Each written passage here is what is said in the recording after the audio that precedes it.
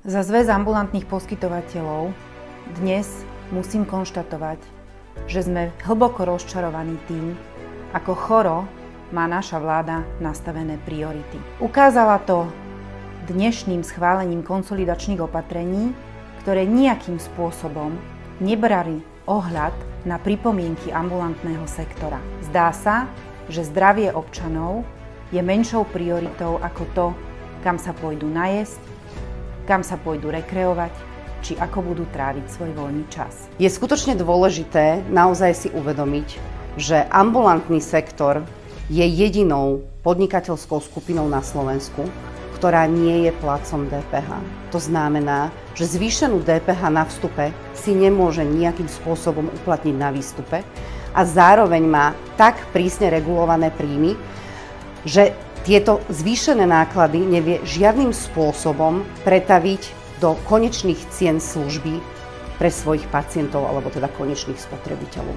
Naozaj apelujeme na to, že nemáme žiaden legitímny nástroj, ktorým by sme vedeli ovplyvniť vstupné náklady alebo ich nejakým spôsobom regulovať.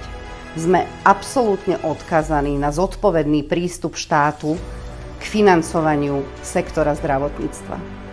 A preto opätovne žiadame o zváženie a prehodnotenie svojich doterajších rozhodnutí v súvislosti s konsolidačným balíkom opatrení. V našich oficiálnych pripomienkach sme žiadali vládu, aby pri konsolidácii prijala pre ambulant také opatrenia, ktoré preňho budú ekonomicky únosné a neznížia dostupnosť ambulantnej zdravotnej starostlivosti pre občanov. Pretože bez zdravých očí sa nedá čítať. Bez zdravého žalúdka sa nedá ísť do reštaurácie. A bez toho, aby sme mohli pracovať vďaka tomu, že sme zdraví, nebudeme môcť ísť na dovolenku.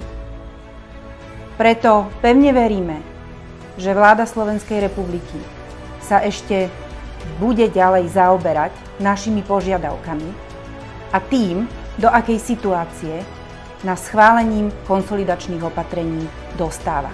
Nedá mi nepripomenúť, že naše pokračovanie v zmluvných vzťahoch so zdravotnými poisťovňami nie je naša povinnosť ani nie je neukončiteľné. Dúfam, že to kompetentní budú brať na zreteľ a ešte raz sa zamyslia nad svojimi rozhodnutiami a nad tým, ako je ich možné napraviť, tak, aby neohrozili zdravie vlastných občanov a voličov.